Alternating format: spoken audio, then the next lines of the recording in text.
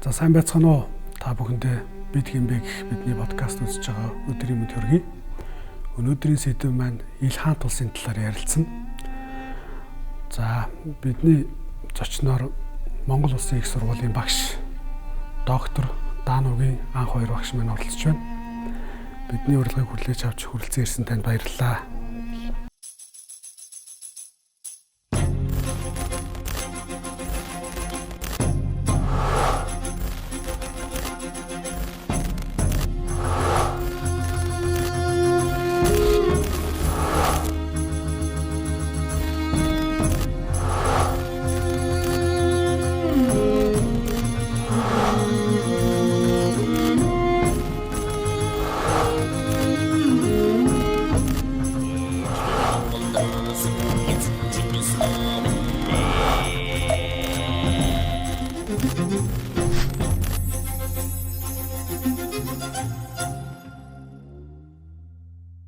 За эхний асуулт маань Мөнх хаан болоод хүлээгүүг өөрийн дүү бол хүлээгүүг ойрхон орон төр явуулсан.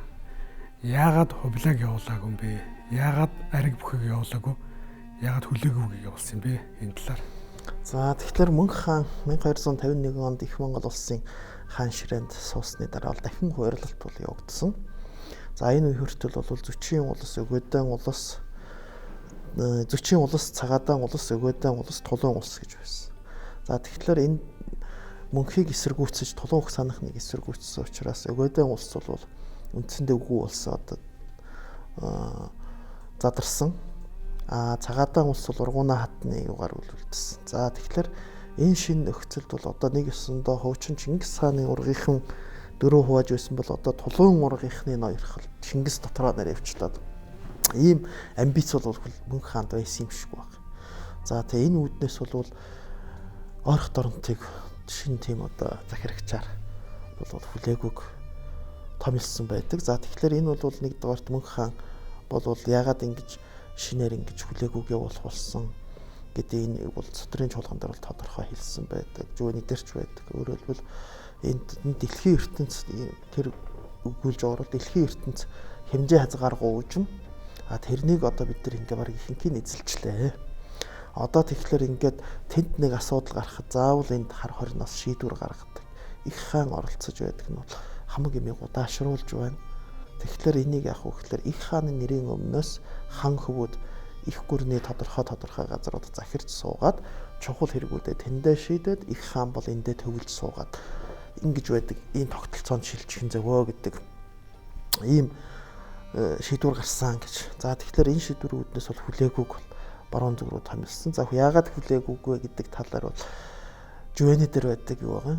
Яасан гэхээр дүүнэрээ ингээд хараад байсан чинь ертөнцийг эрхшээх одоо тэр агуу их тэр үзэл санаа дур хүсэл бол хамгийн их хүлээгүүд байсан. Тийм учраас бол энэ хүлээгүүг баруун зүгийг болоод тохинолох харал хүлээгүүг сонгосон гэж. Энэ нь өөрөөр нэгэсэнтэй юу гэсэн үг гэхээр бараг л одоо шууд ойлгох юм бол бараг хааны суур булаацалдаж мэдэх хэмжээний том амбиц бол хүлээгүүд байсан. Өөрөөр хэлбэл хаан хүний хэмжээний тэр тийм харизм тэр чадвар бол хүлээгүүд байсан учраас гэхдээ Мөнх хаан ч нөөрэ бас агуу том төрийн зүтгэлтэн. Ийм учраас энэ дүүгийн энэ том амбиц дээр бол ийм баруун зүгийг эрхшээх ийм даалгавар өгсөн гэж ингэж яаж байгаа. За хоёрдугаарт бол яг уулсаа Мөнх хаан ширээнд суухад бол хоёр том асуудал тулгарсан байдаг. Нэг нь бол уулын өвгдийн асуудал, ассасин гэж нэрлэдэг. Энэ асуудлыг шийдэх. Энийг бол тухайн үед бол 1230-аад оноос нааш бол Ираныг захирах захиргаа, Хорасаны захиргаа байсан. Дээр нь Иран ч нөөрөө Зүчийн улсад харьяалагдаж байсан боловч энэ 20 гаруй жилийн турш энэ асуудал огт шийдэгдээгүй. Өөрөөр хэлбэл байсан ассасинчууд байсаар байсан. Багдадын халифийн байр суурь тодорхойгүй байсан. Багдадын халиф гэдэг чинь тухайн үеийн суннитийн урсгалын лолын шашны суннитийн урсгалын тэргүүн ийм хүн. За тэгээ хоёрдугаарт бол Загалматын аян дайн гэдэг юм одоо Иерусалимыг авахын тулд том аян дайн бол орох дорнотод үргэлжилж байсан. Тэгэхээр энэ байдал дээр Монголын эзэнт гүрнийг Египт хүртэл тэлэх ийм бодлого бол мөнхөд байсан учраас хүлээгүүг баруун тийш уулахдаа чи бол Чингис хааны засаг хуулийг Египт хүртэл, Меср хүртэл сахиул гэж ингэж тушаал өгсөн нь бол Амуй мөрнөөс, Амуу дарья мөрнөөс Меср хүртэлх гэж хэлсэн бол Ил хаант улсын бол түүхэн хил хязгаарыг бол энэ төр мөнх хааны зарлиг дээр бол заагаад өгчж байгаа ийм зүйл болсон. Тэгэхээр бол энэ дээр хамгийн гол нь энэ чухал ойрох дорнотын асуудлыг бол шийдэх нь тухайн үеийн тэр Хорасан захиргаа болон тус бүс нутагт оршин сууж байсан Баяжуугын цэргийн командлал Тамма цэрэг гэж нэрлэдэг.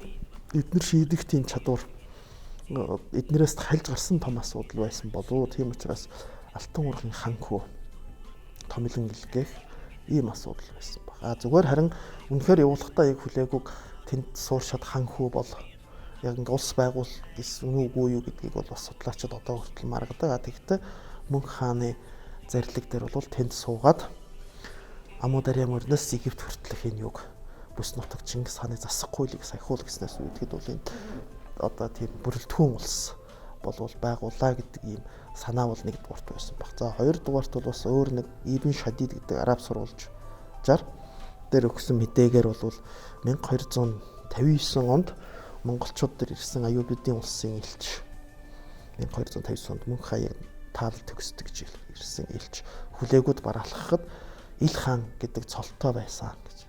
Тэгэхээр ингэж үзэх юм бол мөнх хааныг амьдд нь Ил хаан гэдэг цолыг бол хүлээгүүд өгсөн гэдэг үүднээс бол энэ хүлээгүүгийн ойрох дорнотох засаглалыг бол баталгаажуулсан байсан гэсэн ийм дүгнэлт бол гарч болох юм шиг санагддаг.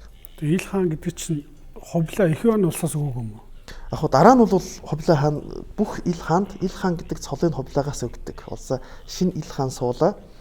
Тэгээд за энийг бид нар хуралдаа хийгээд энэ Абгагч ч юм уу, Аргуныг ч юм уу, Газаныг ч юм уу суулгалаа гэхэд Хувлаагаас Ил хаан гэдэг тэр цолын тамгыг болгодог.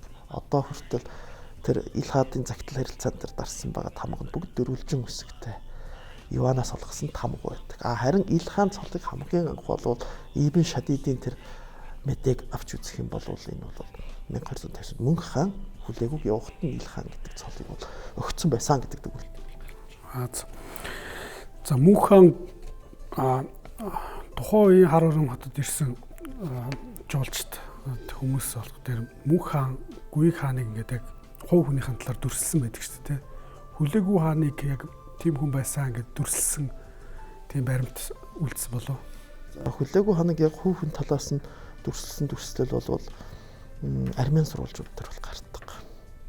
Одоо Вардан гэдэг нэг армяны түүхч бүр хүлээгүү хаантай уулзсан. Тэгээ уулзахад бүр ярилцсан. Хүлээгүү хаан ээжийнхээ тухай, хүүхэд насныхаа тухай зөндөө ярьсан. Бүр намайг ингэж хажуудаа суулгаж байгаад ярьсан. Тэгээд тэр манай шашинд бол асар хүндэтгэлтэй хандж байсан хүлээгүү хаан. Тийм учраас надтай ярилцаад эднэр одоо энэ армяны шашныханд сонцгоор хэдлүүлээ те эднийг оролдож болохгүй. Есүсийн шашин гэдэг бол бас миний ээжийн шивдэг шашин байсан гэсэн тийм утгатай үг хэлсэн гэд.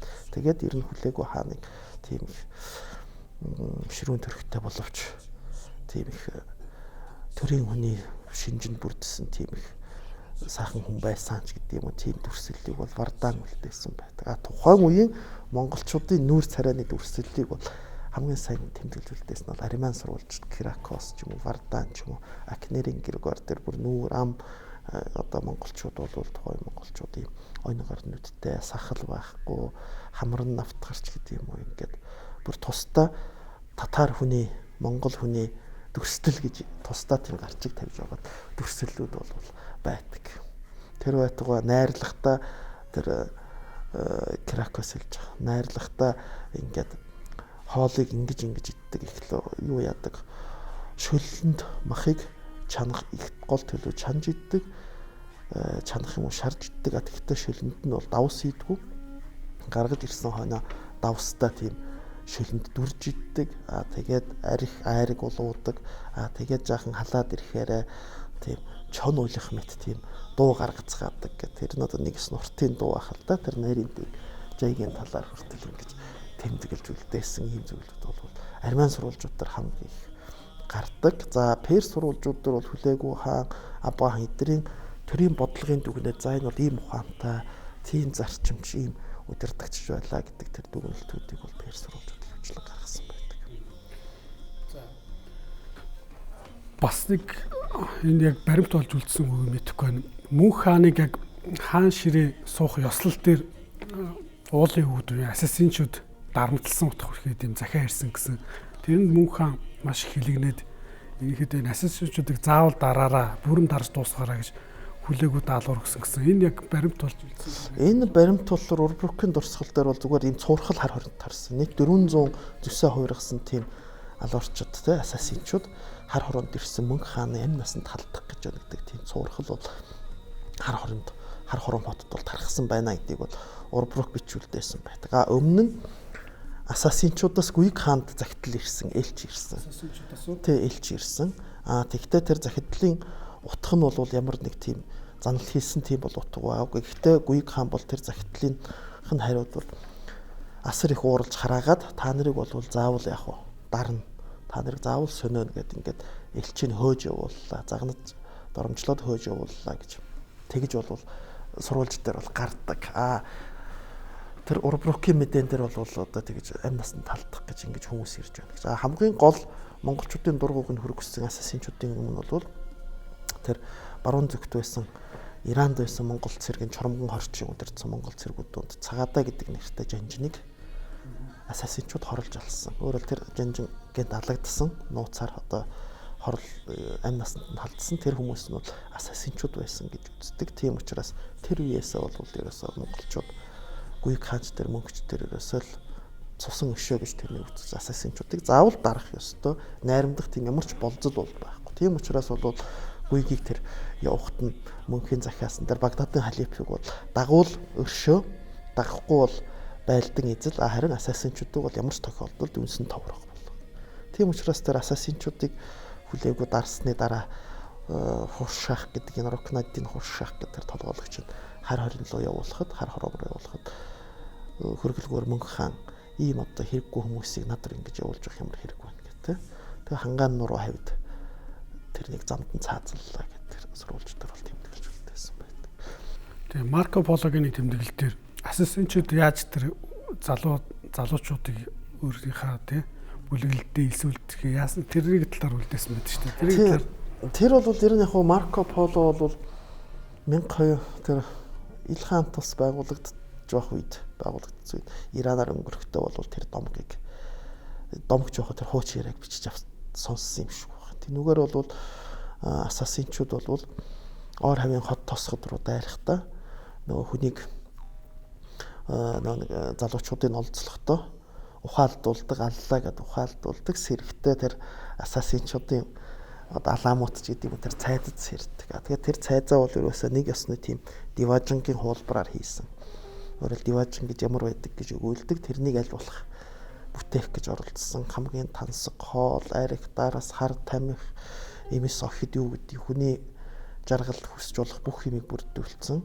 Тэгээд завсар загуу хар тамхи хэрэглүүлээд диважин энэ гэж итгүүлээд тэгээд дараа нь даалгаврыг нөгөөд за одоо чи даалгавар гүйцэтгэх тэр хүнийг алаад шууд амиа хорол газар дээр нь тэгэхээр чинь яах вэ гэхээр тэр диважин гэдэг чинь бол хүн жишээ энээс ч гоё юм байдаг тийм шууд диважинд очино гэж ингэж итгүүлээд хар тамхинд орцсон өнөөдөр хүртэл хар тамхинд орсон хүн хар тамхины төлөө ямар хэрэг хийдэг вүлээ тийм тэгээд ингэж хийлэгдэг байсан гэж тэр байтугай одоо тэр Селжукийн үед Селжукийн султан нэг хоёр тийм ассасиныг амьдаранд барьж аваад амьдаар нь шатаасан юм байна. Өчиг өгөхгүй болохоор амьдаар нь шатаасан.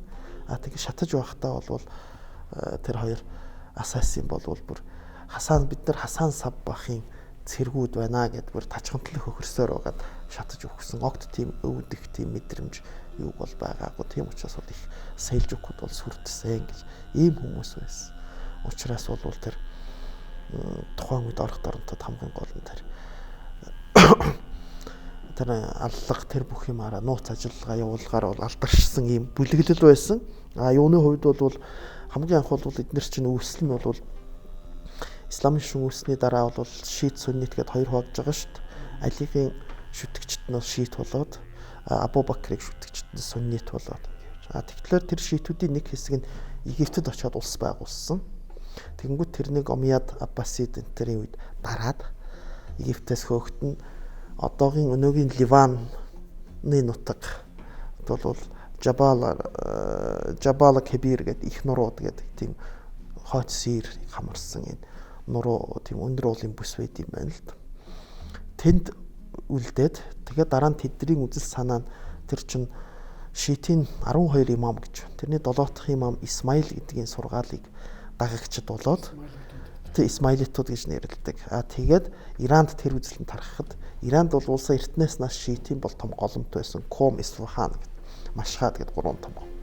Тэн дундас Исфахан дахь тэр шийтүүд дундас Хасан Саббах гэдэг хүн тэр Исмаилийн шүтлгийг дэлгэрүүлээд одоо тэр юунаас нөлөөлж шүү дээ. Тэр Ливан тэр Бейрутын тэр үзлээс ингэж аваад тэгээд нөлөөлөд Исфаханаас тэр Селжукийн эсрэг одоо тэр тухайн нийгэмдээ гадуурхагдсан учраас Мазандран уул гэдэг хойд Ираны тэр ууларх нутагт гарч Хасан Саббах 11 дугаар зууны үед бол энэ сургаалыг үндэслэлсэн. Өнөөдөр бол энэ ассасинчуудыг бол тэгээд голомтоор нь дарсан нь бол хүлээгүй хаан. Гэтэл эдний шүтэн бишрэгчд нь бол бас зүхтаагаад тухайн үед монголчуудын хяналтанд ороогүйсэн энтгэр рүү зүхтааж гараад дараа нь энтгэхээс Афганистанд буцаж орж ирсэн. Өнөөгийн Афганд бол одоо эднэрийн Исмаилитууд бол албан ёсоор байж байна. Тэр байтугай Исмаилитуудын сүүлчийн одоогийн байгаа хаан хүртэл угсаа залгамжлал нь хэвээрээ явж байгаа. Одоогийн байгаа хаан Ага хаан гэдэг хүн бол Канадад амьдарч байна. Мөн Лондонд нэг том оффистой Афганистаны нөгөө нэг нинжаг гэмүүд одоо гараар бичил алтны уурхаг хяналтандаа байлгадаг нь бол Ага хааны бизнес. Тэр утгаар Замбраагүй баян хүн. Ага хааны асар том цуглуулга байна. Өнөөдөр Канадад бол асар том музей байна. Ага хааны музей гэдэг. Одоо манай үзэгчид зүгээр Google дээр Ага хаан музей гэд бичих юм бол шууд вебсайт нь гараад ирнэ. Тэнд ил хаадын асар олон дурсгалууд бол байна. Тэнд дундаас ил хаадээс үлдэж очирсан цөөхөн монгол дээлнүүдийн нэг нь тийм монгол дээл бол Ага хааны музейд одоо өнөөдөр хадагдагдаж байна. Тэгэхээр тэр Ага хааны санхүүжүүлдэг түүхчид дундаас бол Фархад Дафтари гэдэг түүхч бол ассасинчуудын тухай одоо судалгаа хийдэг. Англид амьдарч байгаа. Кембрижийн байна уу, Оксфордын том судлаач байгаа. Энэ хүн бол өнөөдөр яг Ага хааны дэмжлэгээр санхүүждэг гэдэг утгаараа ч юм уу ассасинчууд бол тийм террорист байгаагүй. Хамгийн гол нь шийтүүд гэдэг чинь үеийн үед доромжлогдож ирсэн үеийн үед буруу номтон гэгдэж ирсэн учраас эдний жоохон хийсэн үйл хэрэг нь л нөгөө нэг улам хөөрөгдөж ингэж цуурхал тарддаг байсан. Энд дөр бол зүгээр л жирийн шийтүүд байсан гэдэг тийм концепцоор бол одоо Фархад Дафтари гэж хүн одоо өнөөдөр ном бичээд ингээд явж байна.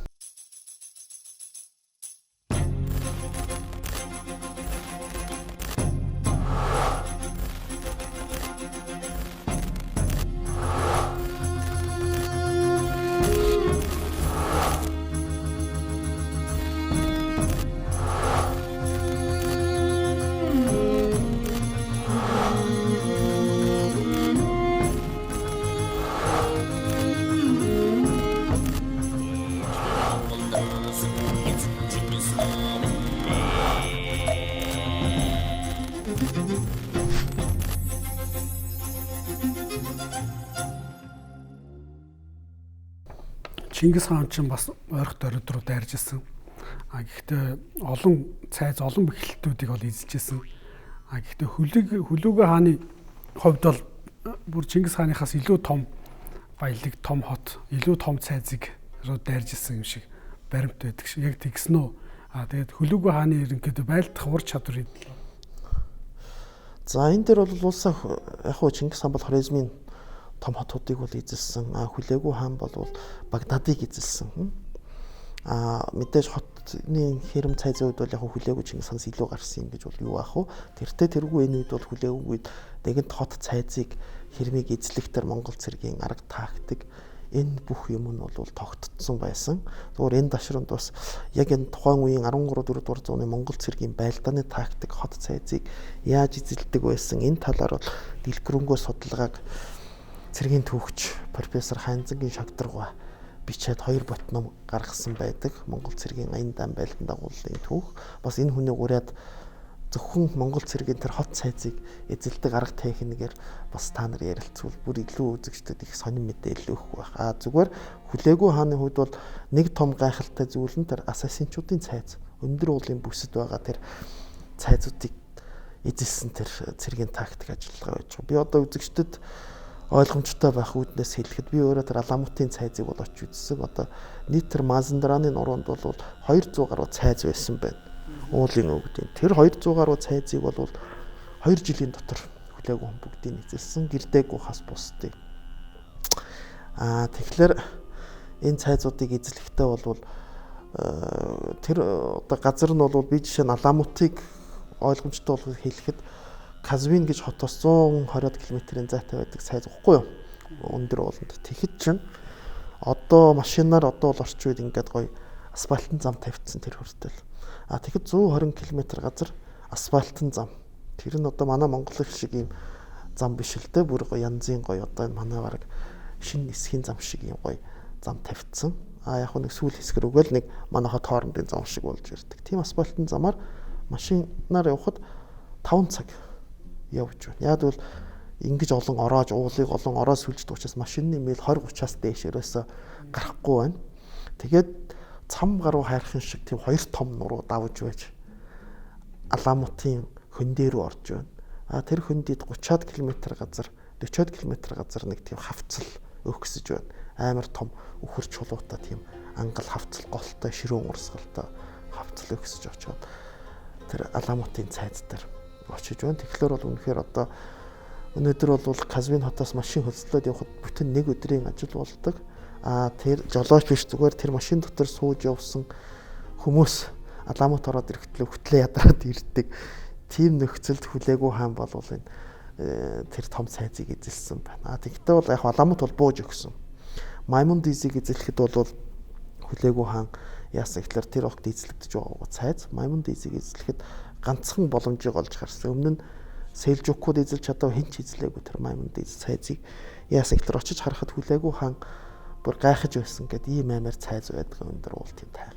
Тэгээд яахын тулд болохоор тэр цайзыг эзлэхийн тулд таван гол нь харсан чинь яг уулын ноён оргил биш. Ноён оргил нь дээд талд байсан юм байна л. Уулыг алдаад хурууга хадсан. Тий хурууга хадсан гэдэг. Тий Жувенигийн хэлж байгаагаар хурууга хадсан гэдэг. Тэгэхээр хүлээгүй харсан чинь яг ноён оргил биш. Дэд оргил дээр тэрний дээр ноён оргил байсан юм байна л. Тэгэхээр нөгөө нэг цайз харуудаг нөө чөдөр үнс гэдэг юм ба шүү дээ. Тэрнийг задалж байгаад бүгднгийн задлаад үүрч гаргаад хүмүүсийн хүчээр ноён оргил дээр гаргаад буцаагаад угсрангууд яг Маймунд цайз ингээ алган дор байгаа юм шиг ингээ гараад ирнэ шүү дээ. Тэгмүүд дээрээс нь харж байгаад харваад ерөөсөө нэг 7 хоногийн дотор байна уу? Хэдхэн 7 хоногийн дотор байна эзэлсэн. Тийм учраас Маймунд эзлэгдэнгүүт Аламут шууд яг бууж өгсөн. Ийм түүхтэй.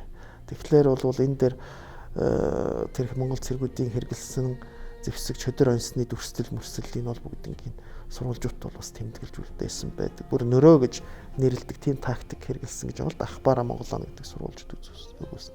Тэр нь болохоор нөрөө гэдэг чинь монгол хэлний ороо мор барьдаг хашааг эхлээд ийм дэлгэрэнгүй ийм том уужим амтай байж байгаад явах тусам ингэж ойрцоор байгаад битүүждэг зүйлийг бол нөрөө гэж нэрлэдэг. Бас хадлангийн талбайг хашаалсныг бас нөрөө гэдэг. Тэгэхээр удаан хугацааны бүслэлт тийм юмар бол ингэж эзэлсэн ийм арга тактик бол хэрэгэлсэн байна. Гэхдээ энэ талаар бол илүү нарийн яг тэр цэргийн түүхийн үүднээс тактикийн үүднээс судалгаа бол тэр шагдаргаа бол их сайхан бичиж туурвсан байдаг. Арабын түүхийчлэгтэй хэрэгэд айн жалуутын тулаан гэж байдаг те. Энэ хэд бухаа жанжин тэгээд Күтүн Султан хоёрын хооронд тулалдсан. Тэгээд тэнд бол монголчууд ялагдсан гэж ярилцдаг. Тэгээд тэр тулалдаанд хүлээгүй хаан маань хаана явбаа. За энэ хүлээгүй болсон шалтгаан. Хүлээгүй хаан бол 1258 онд Багдадыг эзэлсэний дараа Дамаскыг эзлэхээр хөдөлсөн. Дамаскыг эзлээд дараа нь бол яг ер нь Каир хүрэх, Египт орох ийм зорилготой бол байсан. Мөнх хааны зорилгот бол Египт хүртэлх газар. Тэгээд Алеппог эзэлсэн байна. Сирийн 2 дахь том хот. 1260 онд. Тэр Алеппог гэдгийг ч одоо Сирийн 2 дахь том хот одоо сая хичин террористуудаас чөлөөлөх ажиллагааг бол хүртэн 3 жил гаруй хийж байж Сир, Орос, Ираны арив нэгдсэн хүчин 3 жил үзэж байж нэг юм чөлөөллөө шүү дээ Алеппогийн тулалдаан гэж. Нодон жил нөө Багдадад Америкчүүдийн нэг дроноор харваад алчдаг Ираны генерал ажиллагааг удирдсан. Тэрнийг бол ерөөсөө 40 хоногийн дотор хүлээгүй хаан эзэлсэн байдаг. Тэгээд дараа нь яг Дамаск руу хөдөлж байхад Мөнх хаан таалал төгссөн мэдээ ирсэн. Тэгэхээр хуучин Бат хаан яг уу Бат ч бас Европыг яг байлдан дагуулж байхад Өгөөдөө хаан таалал төгссөн учраас Өгөөдөө хааны таалал төгссөн нь бол Европыг аварлаа гэдэг шиг Мөнх хаан таалал төгссөн нь бол Египтийг аварсан. Тэгээ буцахдаа Хетбух хааны нэг түмэн цэрэг үлдээ гэдэг. Тэгээд яг уу 10,000 боловч ер нь яг түүхч Батсүрэнгийн судалгаагаар бол ер нь төмт гэдэг бол 4-6 мянган зэрэг. Заавал 10,000 болох шаардлагагүй гэж ингэж үзсэн байдаг. Тэгээд хүлээгүй хаан буцсан. Энэ буцсан нь бол юутай ч гэсэн одоо Мөнх хаан шиг дараачийн залгамжлагч хаан хэн байх вэ? Их хуралдаад бол оролцох нь бол тодорхой. Магадгүй зарим судлаачид үзэж байгаагаар хүлээгч өөрөө ч бас их хаан болох санаархалж байсан байж болзошгүй. За буцхлаар Хетбух үлдсэн. Тэгээ Хетбух үлдэнгүүт одоо монголчууд хүлээгүйг ирж яваа гэд Египтийн одоо тэр Египтийн султан Кутус султан бүх цэрэг 80,000 орчим цэрэгтэй Синан хоогийг гатлаад өнөөгийн Израилийн нутаг дээр гэж байгаа юм л да энэ жолууд чинь ирсэн. Тэгсэн чинь Хетбух хаан жанжин тэдрийг угтсан. Гэтэл хамгийн гол нь Мамлюкууд гэдэг чинь хэм бэ гэхээр түргүүд уухгүй дундад Азийн Кипчак түргүүд. Тэгэхээр монголчуудтай ижил байлдах тактик бүх юм мэднэ. Кутус султаны шадар тэр тулдаанд баатарлагаар тулалдаж тодорсон Байбарс чинь өөрөө монголчууд түүнийг боол болгоод худалдсан Сивас өнөөгийн Туркийн нутаг Сиваст ирээд Сивасаас Египт рүү боол болж худалдагдсан ийм хүн багхгүй Байбарс. Тэгэхээр бол монголчуудын байлдах тактикийг бол эдгээр мэднэ. Цэргүүд нь Мамлюк цэрэг гэдэг бол дандаа хөлсний турк цэргүүд, Кипчак турк цэргүүд. Тэр утгаар бол энэ дээр монголчуудын байлдааны тактикийг бол сайн мэдж байсан. Тэгээ хоёрдугаар хүчний харьцаа бол 8-1-ийн харьцаат. Өөрөөр хэлбэл 10,000 гэж үзэл дэ Хетбухын цэрэг. Кутус султан ч 80,000 цэрэгтэй. Тэгэхээр энэ тулалдаанд бол Хетбух хаан жанжин бол ялагдсан. Хамгийн гол нь Хетбух хаан жанжин ялагдсны дараах тэр харьцаа нь бол үнэхээр одоо түүхэнд бас домголж үлдсэн зүйл шүү дээ. Хетбух хаан жанжины өчлөгээд тэр судрын чуулган дээр байж байгаа. Яасан гэхээр Хетбух хаан бол морин бүдэрч унаад баригдсан. Тэгээ Кутус султаны өмнө авчрахад Кутус султан чи ялагддаггүй гэдэг билүү те. Одоо ингэ ялагддаг учраас гэхэд Хетбух хаан жанжины хэлсэн үг нь болохоор энэ бол чиний сайнх миний буугах биш те. Мөнх тэнгэр намайг энэ өдөр яхав чамааг ялж намайг ялагдахыг бол Мөнх тэнгэр ингэж үзсэн учраас сойрхсон учраас ийм боллоо. Тэгвэл танай цэргүүч ялагддаггүй цэргүүд билүү. Одоо би чиний цэргүүдээ бүгдийг хядлаа гэж хэлсэн чинь Хетбух хаан жанжин энэ бол миний эзэн хүлээгүй үед бол миний цэрэг бол юу ч биш. Миний акт морд гэдэг бол манай цэрэг акт морд гэдэг бол нэг жил манай эзний адуун сүрэг нь суваарсан. Миний цэрэг гэдэг бол нэг жил яг уу манай хүүхнүүд нэг жил төрөөгүй л гэж тооц. Тийм том гард бол биш гэж хэлээд тэгээд цаазлагдсан. Тэгтээ би бол чам шиг Мамлюк уу тийм боол олзны боол цэрэг биш. Би бол язгуур угсаатай яг цэргийн жанжин хүн. Би бол чамд хизээч аймгүй байхгүй гэж хэлээд цаазлагдсыг энэ гоё диалогыг бол судрын чуулган дээр өчүүлдээс байдаг. Хамгийн гол нь энэ аян жолоотын ялагдлыг исламчууд, арабууд ялангуяа яагаад ингэж өсгөөд байдаг гэхээр хамгийн гол нь энэний өшөөг нь авчаад байгаа юм байна. Жишээ нь Шихүү хотог өмнө нь Парваны тулалдаанд ялагдсан ч гэсэн Чингис хаан ирээд өшөөг нь аваад Жалал-ад-Дины чинь бут захиад Жалал-ад-Дин чинь хавцал дээрээс мартаг үсрээ зүхтаасан байдаг бол хүлээгүй хаан нэг хобилайраг бүхийн хоорондох тэмцэл боллоо. Дээр нь хойц зүгээс Кавказаас Берхийн цэрэг тулалдсан. Ийм учраас бол өшөөг нь авч чадаагүй. Тийм учраас энэ бол өшөө угдаагүй ялагдал гэдэг утгаар л арабууд ингэж Мааз.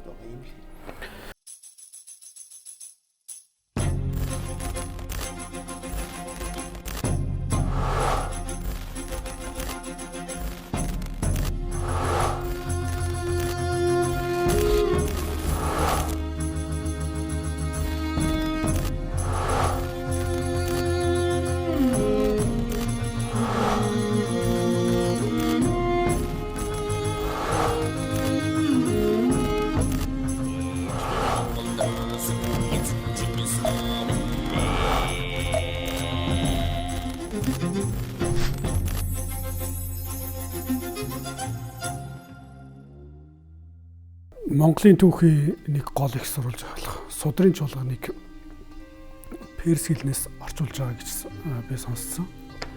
Тэгээ судрын чуулган ерөнхийдөө хэр цар агуулгатай бүтээл юм бэ?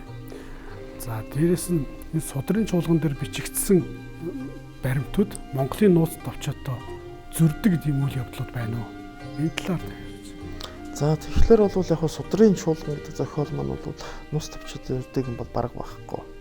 Нууц товчоо харин ч үр бат татгаж өгдөг. Дээр нь хамгийн гол нь нууц товчоонд бичигдээгүй асар олон мэдээ баримтыг агуулсан байдгаараа бол онцлогтой. Үнэхээр одоо өнөөдөр судрын чуулган байгаагүй бид Монголын эзэнт гүрний түүхийг бол бүрэн бичих боломж бол бараг байхгүй гэж үзэж болно.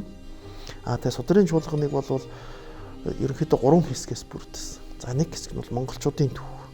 Одоо бидний мэдэх 3 ботын сүрэн хорлоо багшийн 2002 онд Орос хэлнээс орчуулад 3 ботоор гаргасан. Дараа нь одоо орчуулагч Акимова бас англи орос эхийн тулгаж орчуулад 3 ботоор гаргасан. Энэ хэсэг бол Монголын түүхийн хэсэг. Дахиад энэ хэмжээний дэлхийн түүхийн хэсэг байна. Бүр Түргийн түүх, Огуузын түүх, Хятадын түүх, Энтекийн түүх. Тэгээд 3 дахь хэсэг нь дэлхийн газар зүүн бот гэж байсан. Бан харамсалтай нь газар зүүн бот нь бол бидний үед хүрч ирж чадсангүй. Дэлхийн түүх, Монголын түүх хоёр нь ирсэн.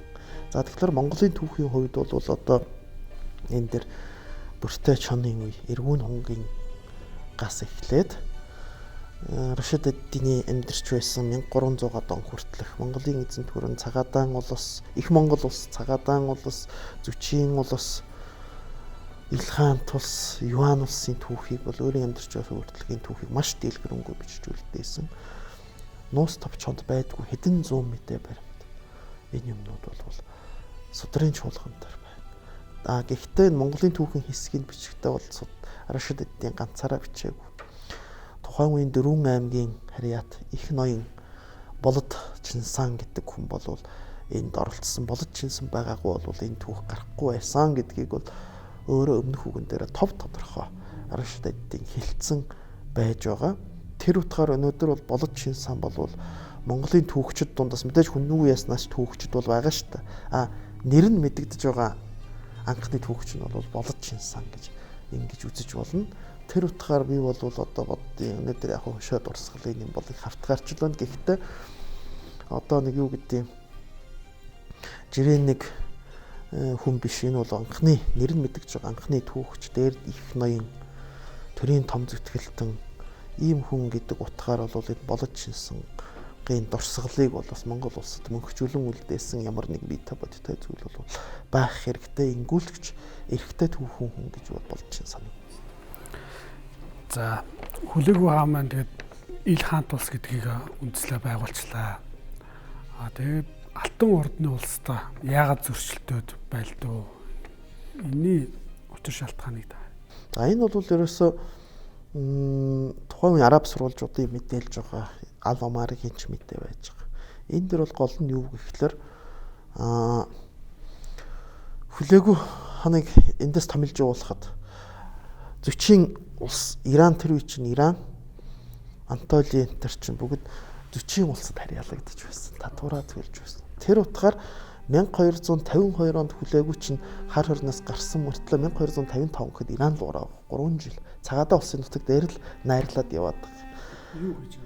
Яг л Бат хаан амьд байсан учраас 1255 онд Бат хаан таалал төгссөн. 1256 онд шууд хүлээгүй Иран руу орсон.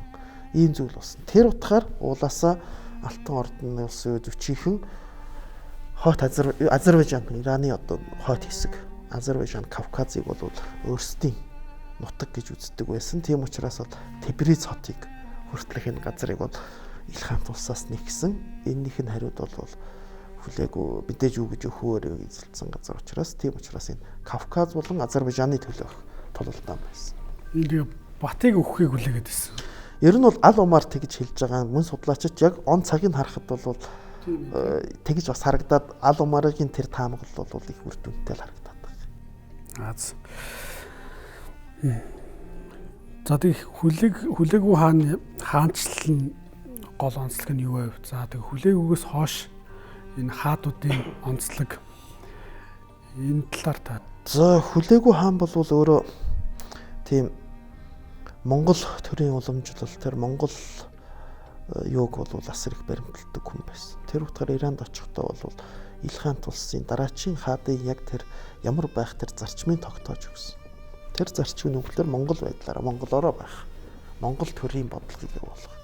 Энэ бодлогыг бол тогтоож өгсөн. Өөрөө бол буддын шашинд асар хүндэтгэлтэй ханддаг хүн байсан учраас буддын сүмүүдийг байгуулсан. Буддын шашныг Иранд дэлгэрүүлэх ийм оролдлогыг хийсэн. Тэр утгаар хүлээгүйн дараах хаан Абга хаан бол яг эцгийн энэ бодлогыг шууд үргэлжлүүлсэн байдаг.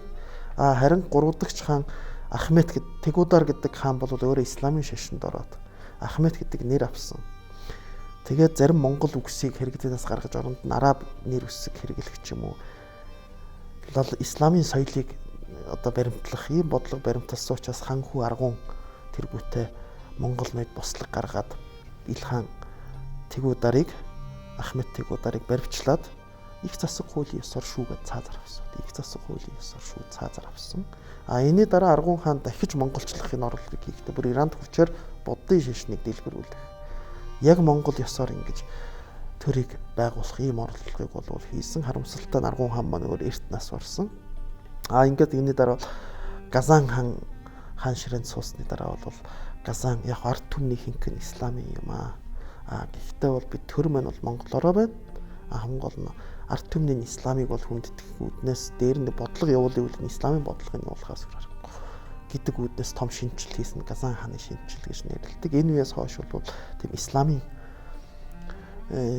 юг бодлогыг ер нь нэлээд сайн явуулсан исламчсан юм улс болж хувирсан байдаг. Гэхдээ Үлзийд хаанч нар, Абу Сайд хаанч нар бүх ил хаад монгол хэлээрээ ярьж үчдэг. Төрийн албан ёсны хэл нь монгол хэл. Өнөөдөр баг бүгднгийнх нь монголоор бичсэн загтал нь дэлхийн одоо олон улсууд архивт бол байж байна. За үүнээс гадна Ил хаан улс бол Монголын эзэнт гүрний бусад улсууд байгаагүй нэг том онцлог нь бол бүх зоосон дээрээ монгол бичгээр зоосоо хийдэг. Монгол бичгээр хааны нэрийн өмнөөс Абга дэлдүүлүү, хааны нэрийн өмнөөс Аргун дэлдүүлүү гэдэг яг энэ үгийг бол монгол бичгээр бичиж үлдээсэн. Тийм учраас ойрох доромтод аль ч Ил хаадын бодлого нь тэр монгол соёл, монгол төрийн бодлогыг хадгалж үлдээх тийм том тэмцлийг бол Ил хаад бол хийсэн байна. Тэр утгаараа одоо исламын шашинд орсон Газан хаан хүртэл судрын чуулган зохиолыг анх бичүүлсэн чинь Газан хаан. Дээр нь мусульман хүн гэхээргүй одоо тэр монгол ёс заншлаар амьдарч байсан ийм зүйл байдаг. Тийм учраас бол өнөөдөр энэ Ил хаан тус гэдэг бол би нэг зүйлийг бардам хэлнэ. Монголын эзэнт гүрний бүрэлдэхүүн улсууд дундаас хамгийн монголоор үлдэхийлэх тэмцлэг хийсэн Ил хаан. Тэр бол Ил хаадын хүлээгүй хааны тогтоосон зарчмыг үеийн үед Ил хаад нь сахиж ирсэн ийм л онцлог. Энэ нэг бас нэг хүлээгүй хаан байлдан дагууллаа хийж явахдаа өөрийнхөө ээж Сорхтон бэхээ хатны дурсгал хүндэтгэл зориулж аюух сүм байгуулж исэн гэсэн. Энэ сүм нь буддын сүм байсан уу?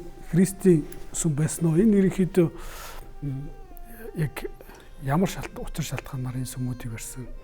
Дээрэс нь Үлзий тааны бас бунхан гэж байдаг те. Монгол хий явуулцаар ингэж шимсэн.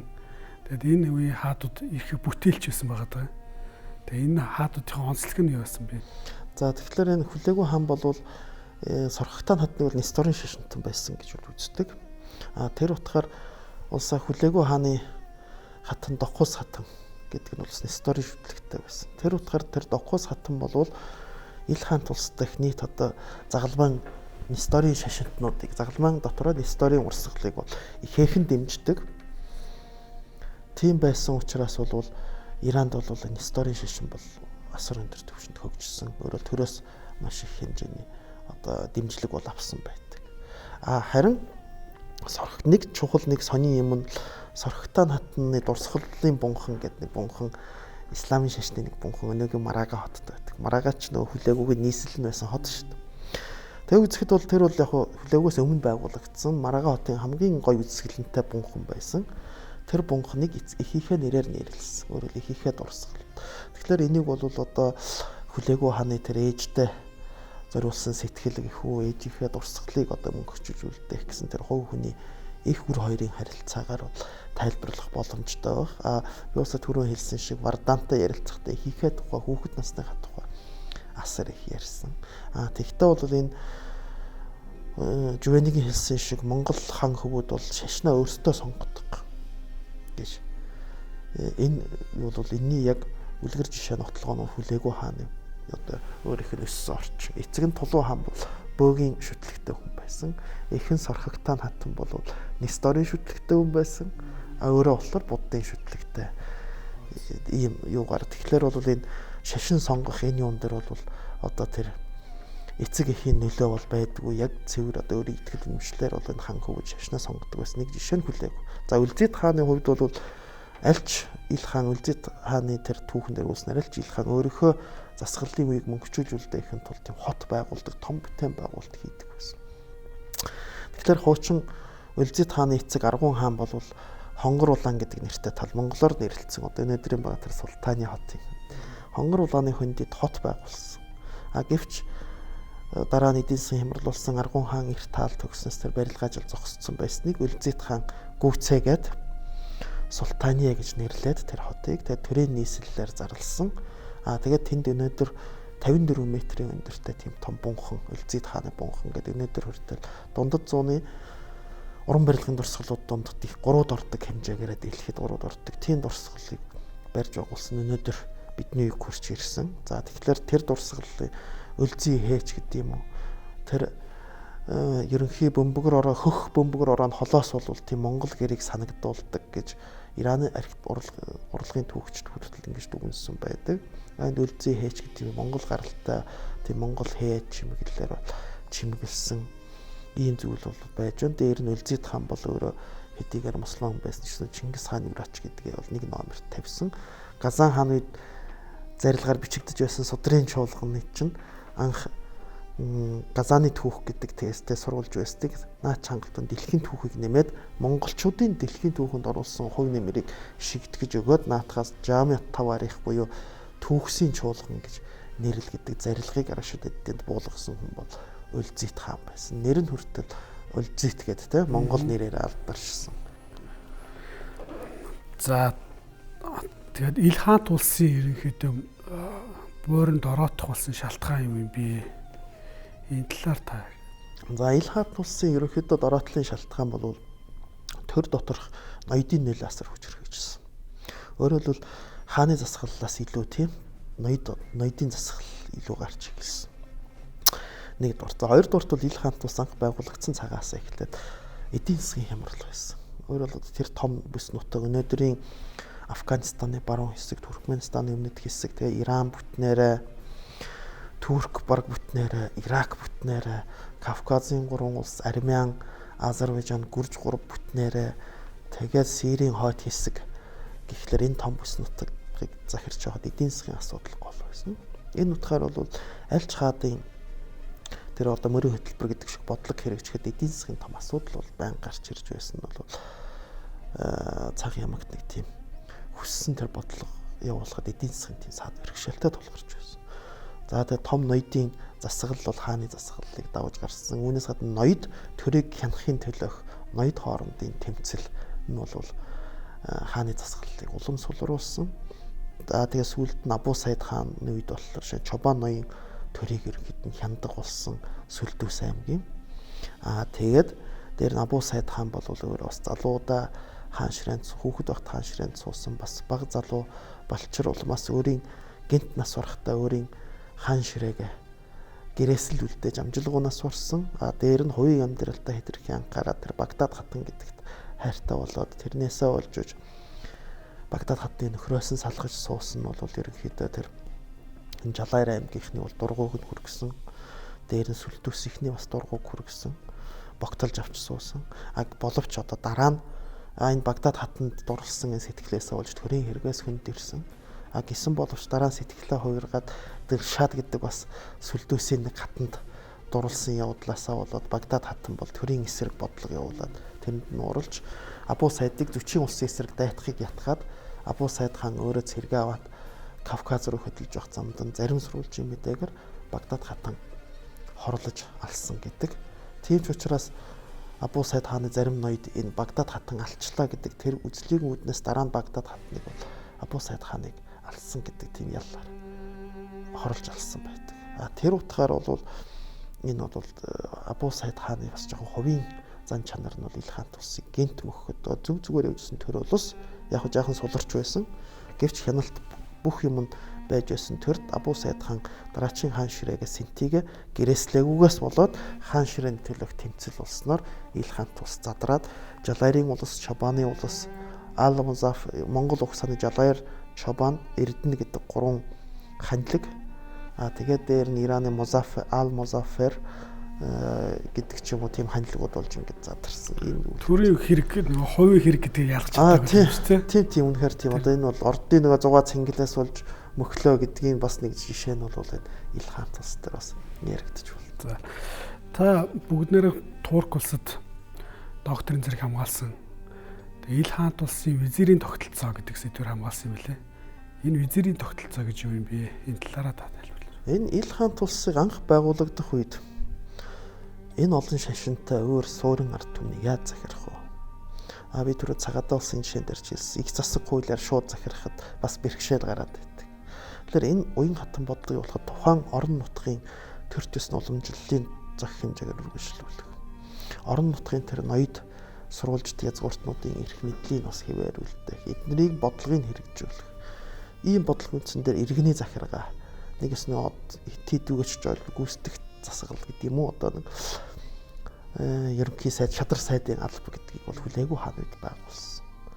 Энэ нь дараа нь болохоор Абга хаан үед Шамсаддин Жувени гэдэг тэр визир болохоор яг Сэлжукийн загварын тийм визирийн тогтолцоогоор улс орны эдийн засгийн амьдрал, өдөр тутмын амьдрал, алба татвар энийг Иран түшмдүүд гартаа барина.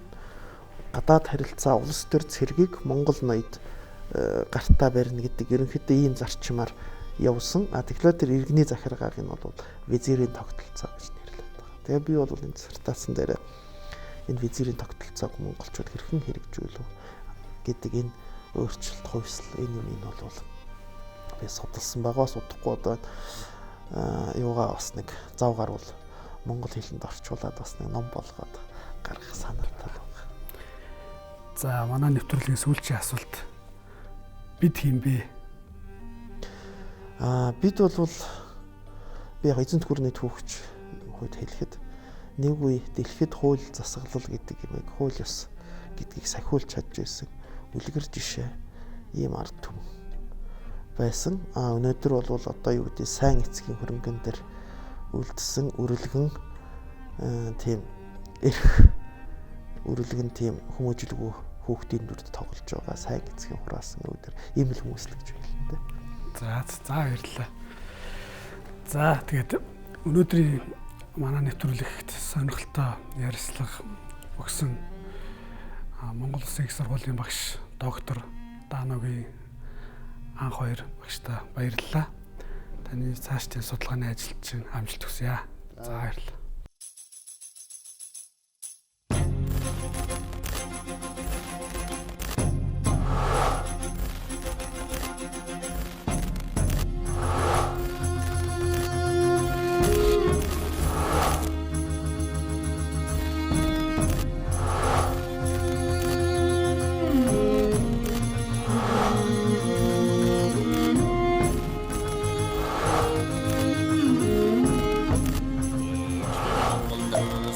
It's